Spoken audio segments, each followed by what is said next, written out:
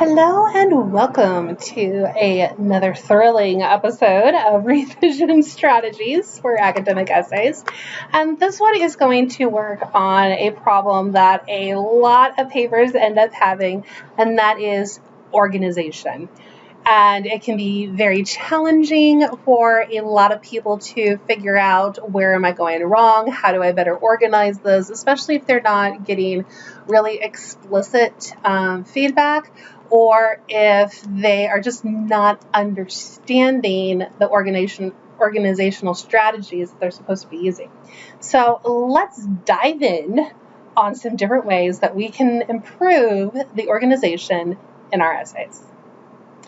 So some really common organizational problems that we might have is that the essay might ramble, kind of going off into tangents or rabbit trails. It could also possibly be going back and forth in an inappropriate way.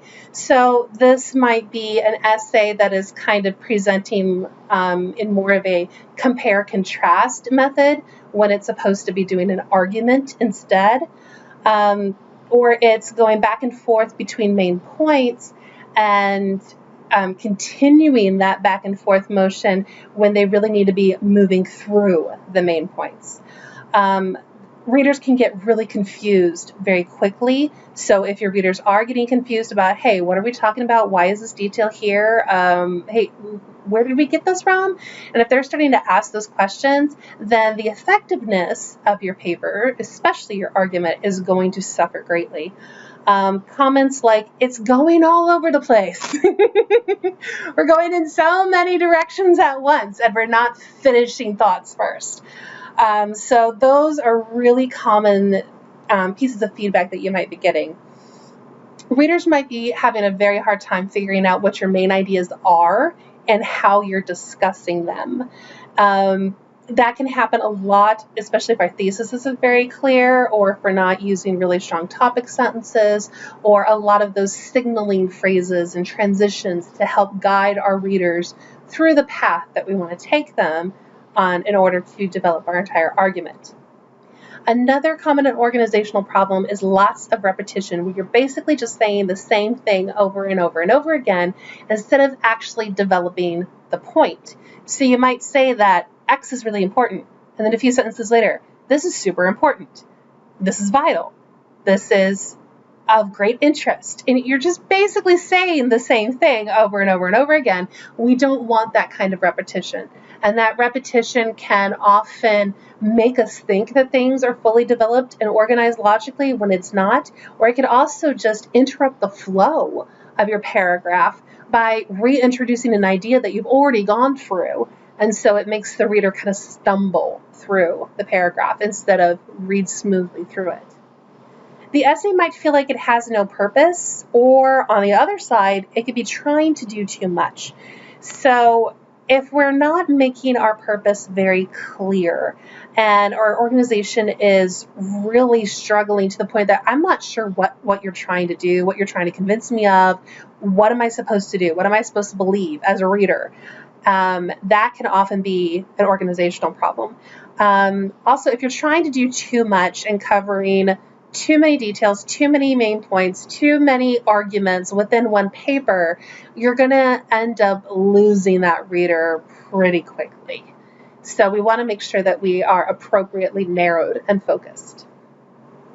Lack of preparation, lack of outlining, or lack of understanding of the structure can also lead to major organizational flaws.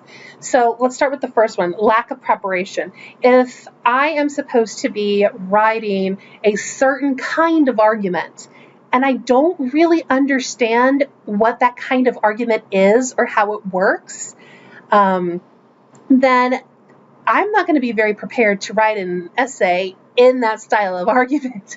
So if you like the difference between a causal argument and a proposal argument and a resemblance argument and an ethical argument, they all have different elements to them. And if I don't understand what the elements are that they have to have and that they cannot have, then I am going to really, really struggle in writing that essay. And I'm also going to really struggle in having an effective organization for that essay. It also could be a lack of preparation of not knowing my topic very well, not knowing my argument very well, not having a lot of sources, not having done the research. So that could be part of it. Lack of outlining. The pre-writing step is so incredibly important because this is where your organization is born. This is when you're starting to brainstorm, okay, what is it that I want people to believe or to do? And how am I going to get them to do it? How am I going to convince them? And then you come up with all these different ideas, and how are those ideas going to be logically supported? And you start building an outline through a lot of this pre-writing process. And there's trial and error, and some things are going to work and some things are not, and some things are going to have to be replaced and such and so forth. But if I haven't done that pre-writing work, if I haven't put really serious thought into that outline, or if I haven't completed the outline, or if I have kind of BS'd my way through the outline, it is going to cause problems later. You're trying to build something on a very rocky foundation. And if you got feedback on your outline that you don't understand, or that you haven't followed through yet, or you're going to try to write the essay anyway, a lot of times if you're getting that feedback, it's for a serious reason, and it's to really help you develop that foundation. So if you decide to charge ahead without getting that feedback incorporated and acting upon that feedback, you are basically handicapping yourself. Another problem might be you just don't understand the structure. So if there is a specific kind of structure that you need for that type of essay, or how to really develop a counter argument and a refutation and where to put them, if you're just not quite comprehending those structures yet, that is definitely going to impact your organization in your essay. And so this is when you need to go back and look at your notes and look at the resources that you have and your textbook and the lectures and talk to your professor and say, hey, I don't get this. How can I do this better? What is another way that you can explain this for me? You might also have a lack of understanding of the issue being discussed, and this kind of goes back to that lack of preparation. If you are writing about a topic that you haven't fully researched, that you haven't fully explored, you are going to have some major problems coming up, because you're going to really struggle with development, and you're going to struggle with how to put things in an order that's going to make sense to another reader if you aren't really making sense to yourself. All right, so what are some different ways that we can address organizational problems? These are 5 really great strategies. You can do one of them, you can do multiple of them, you can experiment with different ones to see which ones work well for you.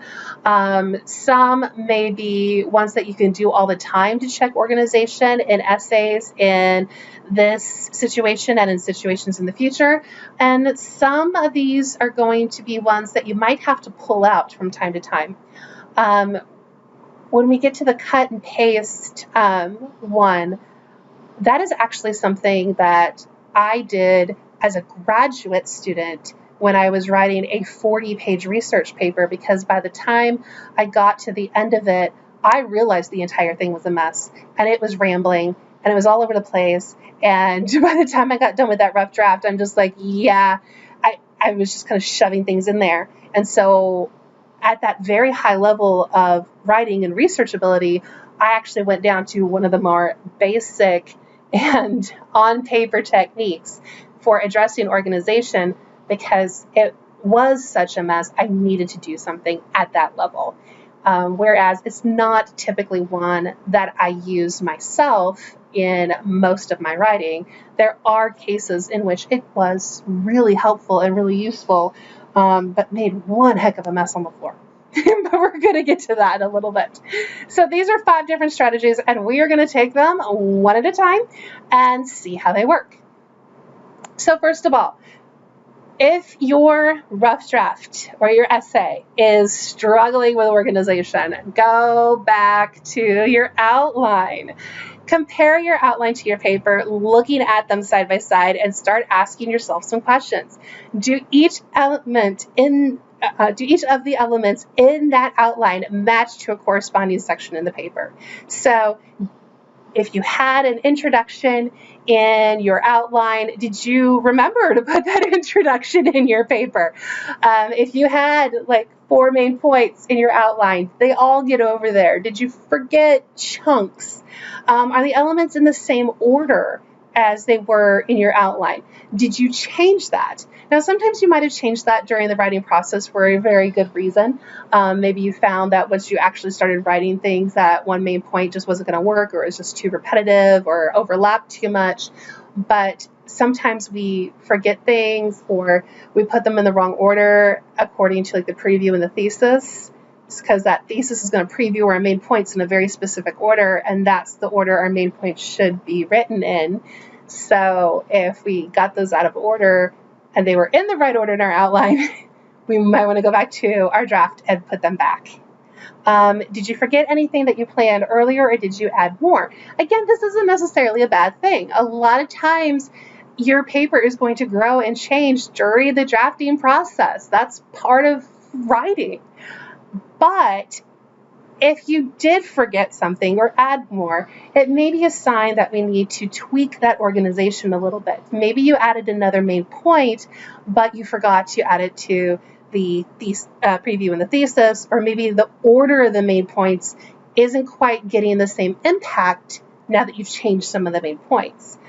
Maybe you wanted to start with your strongest argument and then kind of work down to your weakest logical argument. And now that you've changed main points, it's not in that kind of strongest to weakest order anymore. Or maybe you had another plan and it just got tweaked. So go back and see comparatively, and maybe even reverse engineer that outline, change that outline so it matches what you have now, and then look at how the simplicity of an outline is much more malleable, it's much more available to shift things around pretty easily. So see if messing with it on the outline scale gives you an idea of how to change the organizational structure in your essay. Were there marks on the outline from a reviewer that were not corrected? So if somebody said, hey, these 2 main points basically say the same thing, and one's at the beginning and one's at the end, and so it feels really repetitive and awkward, and you totally forgot. You put them both in. Could that be impacting your essay? Absolutely. Did somebody mark that like something is like kind of general and vague and doesn't really fit? What kind of feedback did you get, and are you actually working on that feedback? Were there any holes or lack of development in the outline? Did you skip things because you didn't understand them, or you're just like, oh, I'll get to this later, and then you never did, and then all of a sudden now we have this essay that has pieces missing?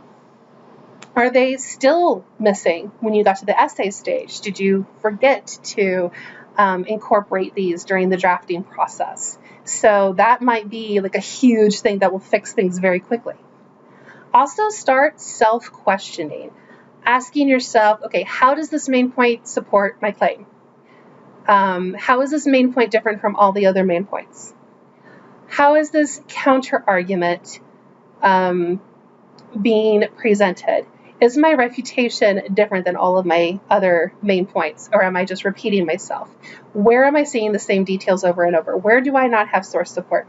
And just questioning that outline and the basics that you know needed to be in the outline, the basic requirements for it. And another thing, get help. All right, take your outline, take your rough draft, find a peer, find a tutor, take it to the instructor and say, hey, I need some help with this. It is not going well, and I don't understand how to make this outline work. I don't understand how to make this plan fit what actually happened in my paper. Or I don't know how my paper got in this point. I thought I had a plan, and apparently I don't, and I'm totally confused. There's nothing wrong with that. There's no shame in that. It's just, you need to get help. You need to get help. All right, another technique that you can use is if you had a essay template given to you. That's sort of like a fill in the blank essay. Do this, do this, do this, do this. And it's very, very, very specific. You can go back to those structured templates and do some self-questioning to see if that will help highlight different organizational problems that you had. So let's say that template was given to you before you had to write the essay. It was one of the resources that you had, and you didn't use it. So what you can do now that you have this rough draft is, using the information from your essay, plug the details and the sentences into the spots in the template where they belong. Note anything that's repetitive, don't copy it twice, and what's left over. All right? Do you have things in your essay that don't fit into that template anymore? And what are they doing? Do we need to add another main point to the template? Are they off topic? Are they repetitions from something else? Is it, what is going on? And a lot of times that alone will help you delete things that are distracting people and causing them to get confused throughout the reading of your essay. You could also look at the template and say, okay, what am I still missing? What was part of this template that I had to have or was recommended for me to have that I don't and I'm not addressing? Are there any parts that are like really short and they probably should have more there? And that's going to help with your development. Are there any parts that are like way overcrowded, like you're trying to do too much in a small space? That can be very illuminating. But what if you did use that detailed template as sort of your outlining pre-writing stage? Well, go back to it, just like we did in the previous strategy, and compare it to your written essay. Where did you deviate?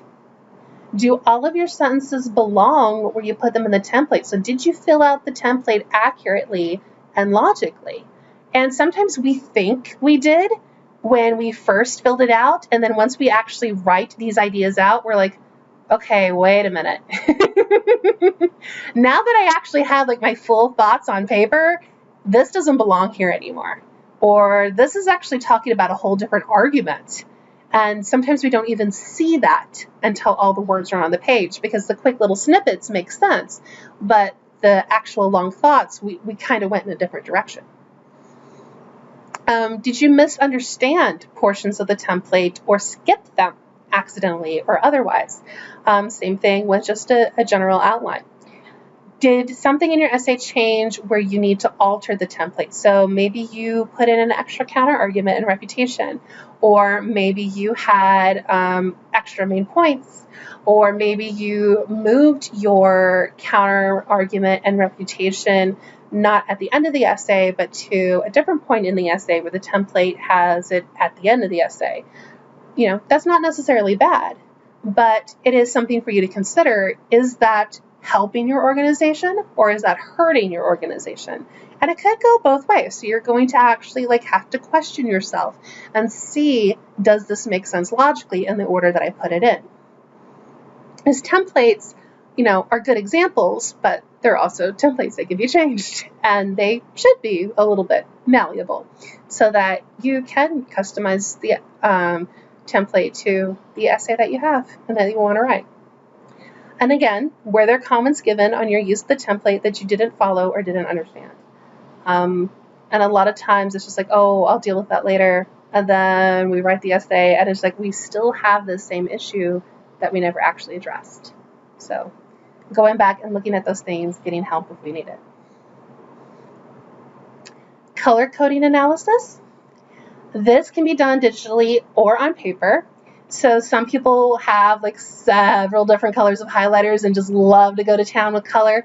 Other people will really like doing this digitally. It saves some trees and you don't have to buy 13 different highlighter colors. But what you would do is you would assign a highlight color to each portion of the essay, and we will have a list of that in a moment. And then begin highlighting the essay, going sentence by sentence, and every sentence should have some sort of a highlight. And if you can't figure out what it is, go ahead and skip it for now, and then you can go back later and see if maybe that sentence isn't doing what you wanted it to do. Maybe it's repeating something. Maybe it has a whole nother purpose that you didn't have a highlight color category for. And then try to finish the entire highlighting process before acting on anything that you find. Because if you get distracted now, it can often make things harder later. Okay? So just put your inner editor on hold for a moment and just color and get the coloring done. So what are different things that I could highlight? So I could have one color for my introduction, but a separate color for my thesis. Even though the thesis is in the introduction, I should be able to spot that sentence all by itself, all right? Main point number 1, number 2, and any other additional main points get their own color. Okay, so main point 1 could be one color, maybe yellow. Main point 2 might be green. Main point 3, if you have a main point 3, it could be purple, whatever color you want, but each of them should have their own. And these main points are going to be organized by topic sentences. So some of you may have the situation where your main point is multiple paragraphs. And so you have multiple topic sentences. In that case, you're going to have a different color for each of those topic sentences and their corresponding paragraphs, because we want to make sure when we're looking at this at a paragraph level that all of the details are following that topic sentence and that they belong there, like all the color is in one spot. So if you have a topic sentence specifically talking about fish farming, but you have a sentence in that paragraph that is about cats, that should not have the same color as that topic sentence about fish farming. Okay, so that is a way that we can see if there's details in there that don't belong. The counter argument is going to have its own color. The refutation is going to have its own color. And again, organized by topic sense. So if you have multiple counter arguments, you're going to have multiple colors. Multiple refutations, you have multiple colors. If you have like a 2 or 3 step refutation or a 2 or 3 sided refutation for one counter argument, like this is wrong because of 1, 2, and 3, then 1 is one color, 2 is one color, 3 is one color. Conclusion is going to be its own color. And then optional, but also recommended, if you will pick different colors to highlight transitions, topic sentences, which is already kind of being done under main points or counter arguments or refutations that are multifaceted or are covering more than one thing. Attribution and citations. And attribution and citations should be different colors from each other. All right, so I know this is a lot of colors, but trust me, when you get through doing this, and it's not going to take you nearly as long as you think once you write down what all these different colors mean. It is going to be so visually helpful for you to go sentence by sentence and say, okay, this sentence is a transition. Swipe. This color. This sentence is a topic sentence. Swipe.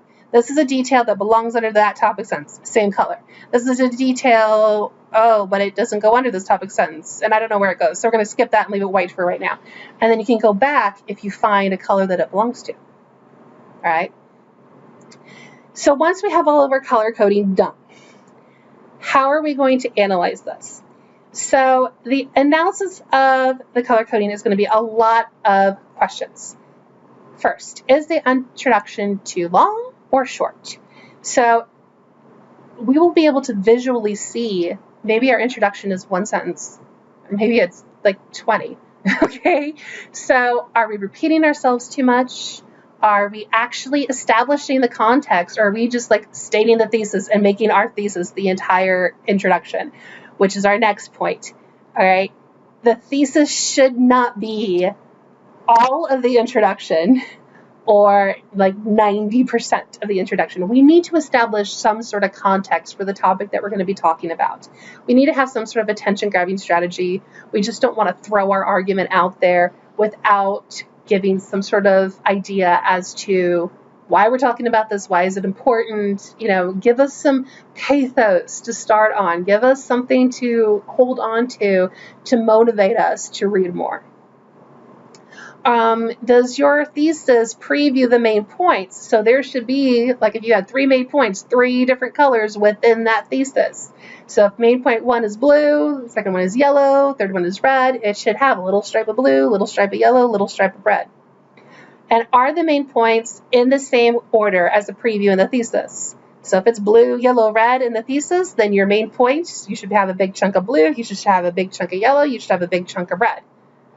If not, that's a sign that we need to move.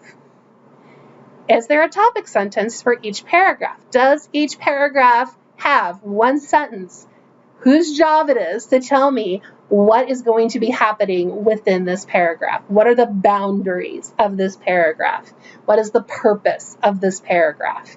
Is it to be the entire main point? Is it to support one part of the claim? Is it to show me part number 1 of main point number 1 and part number 2 of main point number 1, right? We need to have topic sentences. I should be able to read within the first or second sentence, usually not later than the second sentence, exactly what is going to happen in that paragraph and what the boundaries are. Does everything in each paragraph align under that topic sentence? So does everything follow that topic sentence color? Okay, does everything fit within the boundaries, or do we have like random colors going on in there? Are there details in the main points that are repetitive? Are we seeing, now that we're actually highlighted it and we've been looking at it in a different direction, you're going to notice the sentences that say the exact same thing, and they're not adding anything new, they're just repeating themselves. So that's a good sign of what sentences we need to delete. Or do we have things that are out of place? Do we have some of main point 1 hanging out by main point 3? All right, let's move it up. Is the placement of the counter argument and the refutation logical? In most structures, it comes at the end before the conclusion, but it might be better, depending on what you're doing, to put it next to a main point, especially if the counter argument is very specific to a main point. It often makes sense logically to stick it next to the main point that it's countering. Is there a refutation for each counter argument? So if your counter argument color is orange and your refutation is purple, and you find an orange but there's no purple next to it, that's a sign we forgot our refutation. And the refutation may be kind of purple, but it's all using blue stuff from main point 1. And it's like, okay, I've just repeated myself. I haven't given any new information to actually counter this argument. I'm just saying the same stuff over and over. And that's not effective argumentation. I need to directly address their counter argument with new information, because their counter argument is coming after I've already presented this information. Is there a summary detail or even a super short reference for each main point in the conclusion? So even if you boil down your main points to a 1 word at a time in a list, so X, comma, Y, comma, and Z, period, there should be some sort of reflection, some sort of connection between the main points that you developed in your paper and a summary and the conclusion. As we get into more advanced revision skills, there are ways that we can summarize the main points without directly stating them, but for right now, let's just make sure that we have some sort of at least brief summary in there. Are there details or sentences that are not highlighted? And what does that mean? Do they need to be deleted? Do they need to be incorporated elsewhere? Are they serving a function that we just don't have a highlighter color for? Do we have another main point going on? Right? There's a lot of different things that could be happening if you have chunks that are not highlighted, but it's definitely something to question. Why is this here? Is it being effective? Do I need it? Do I need to move it? Do I need to develop it more somewhere else? Question, question, question, question. Are there transitions between your main points, between the main points and the counter arguments, counter argument and the refutation, and then also the conclusion? Are we smoothly showing our readers how we're moving from this argument to this argument to this argument to this argument to this argument to this argument to this argument and then to the end? Or are they like, oh, wait, we're talking about something else now? Or, oh, the essay's over? Oh, okay, well that was a surprise. Right? You shouldn't have that happening for your readers. If you're really struggling with ways to do transitions, the They Say I Say resource does a great job of how to introduce new points, common transition words like on the other hand, which could be really good for a counter argument, or while this argument is very valid, comma, it is very clearly seen that, okay, and that could be a transition into a refutation. The most common transition into a conclusion, of course, is in conclusion. It's trite and overused, but it does work. I challenge you to use something a little bit better, but if in a pinch, it works. It definitely tells me where I am in the paper. Are the attributions used appropriately, and do they all have a citation? So this is a good way to do a plagiarism check to make sure that we haven't given credit to the source, but we also forgot to actually put in a citation, because it's that citation that matters more than the attribution, because attribution may not necessarily match our source citation on our works cited page. And this, if you are questioning a lot about how to do attributions and citations, there is a whole other revision strategies presentation on working with sources. That's going to be very, very, very helpful for you. So go check that one out. Are there main points, counter arguments, or refutations that have no citations? Because this could be a sign of plagiarism that you forgot to put one in, or that you don't have source support for all of those things, and you should. So if you are lacking those, it might be time to look things up. The one questionable one that could come up is a counter argument, because sometimes counter arguments aren't going to need a source, but a lot of times they do, especially if you're making it a very specific claim. All right. So another strategy that we have is literally cutting and pasting or taping an essay back together. So this is similar to the color coding method, but if you're not a very color person, or the thought of that many colors just drives you bonkers, or maybe you're colorblind and that is just not a good idea for you, we can do the literal cut and paste and tape method. So basically, in order to set yourself up for this, the best way is to left justify everything that you are writing, and then hit enter after every sentence. And you may want to like single space this, but then have like an extra space between each sentences so that it gives you room to physically cut your sentences apart. So basically, if you have a total of 98 sentences in your paper, when you are done cutting your printout, you should have 98 pieces of paper. And then we're going to play with these. We are going to compare them and see if some repeat themselves. What order do they make the most sense in? Where are my topic sentences? Where are my transitions? And you're going to basically create a puzzle. And you will almost certainly find things that are missing. Topic sentences that may not be there, transitions that may not be there. So having extra slips of paper is really important so that you can write down what you want it to be. So you can write down the actual transition, like I want to write in conclusion here because I forgot one for my conclusion, or you can just write transition for conclusion. And that way when you start typing this all up again, you know to put one in there.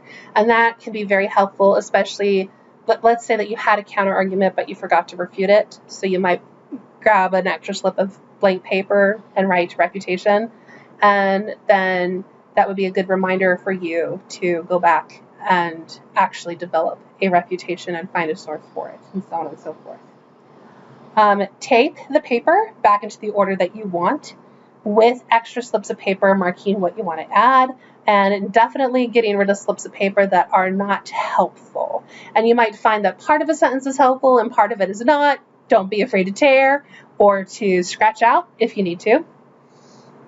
And then once you have everything back in an order that makes more sense, that's more organized, that you can clearly see how, this moves into this, moves into this, moves into this, go back to your digital copy. Sometimes if you did a massive amount of reorganizing, it will be much simpler just to retype the whole thing out, because cutting and pasting it will take forever. If you didn't have to do a ton of reorganizing, then cutting and pasting will probably be the fastest option for you.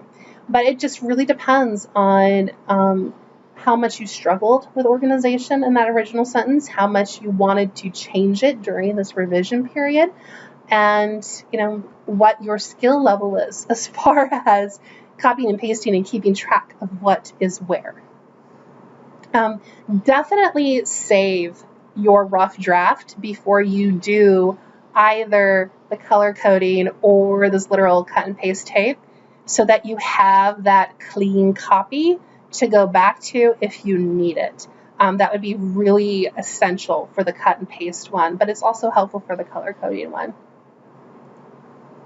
All right, and then our other option, if you are struggling with organization and you've tried some of these like DIY options and the outline isn't helping, the template isn't helping, color coding just made your eyes cross over, and the cut and paste gave you a lot of paper cuts and not a lot of actual help, find somebody to help you, okay? This can be a peer, find a classmate who can read over it and be like, okay, yeah, this is what I see. And sometimes this simply comes down to how our brains work when we're writing, because we know what we're trying to say. We know what things mean. But because we're writing that within the context of our own thinking, sometimes we can miss that we haven't fully explained something, or we haven't made that logical connection to the reader why this belongs in a certain paragraph, because we know it's supposed to be in there and we understand why it's in there, but the other reader can't read our mind, right? They have no idea unless we tell them. And sometimes we just don't see it. Just absolutely will not see it. There are a few different strategies for forcing yourself to see that, such as reading your paper out loud or reading your paper backwards. So taking a paragraph and reading the last sentence in the paragraph, and then the sentence before it, and then the sentence before it, and then the sentence before it, and then the sentence before it. And you should be able to kind of like backtrack through to the topic sentence and be like, yeah, all of the things I just said fit that topic sentence. But if then you're like, oh, all these things I just said, some of them fit that topic sentence and some of them don't, then that's a sign that we have an organizational problem. So there are some ways that you can DIY that yourself, but it is really often more helpful to have a peer help you with this. Tutors are also really good at doing this. A teacher or an instructor could be really helpful and really kind and have no problem with giving you more support. There's also the friends and family option. I do put a little asterisk by this because some of us are going to have friends and family that are really good critical thinkers or pretty good at writing, or they can understand the stuff pretty well and give us some actually valid feedback. And then there's other people who are going to get really confused. Writing isn't their strong suit anyway, so it's sort of like the blind leading the blind. Or they might be like the really supportive, stereotypically mom figure that, oh, you're doing wonderful, I'm so proud of you, just good job. And they don't actually give you feedback on what to change. And we do need that support. We do need, somebody to tell us, hey, we did something good in here, but when you're doing revision, it's a little bit more effective to have somebody who's also willing to tear it apart a bit for you and help you make it better.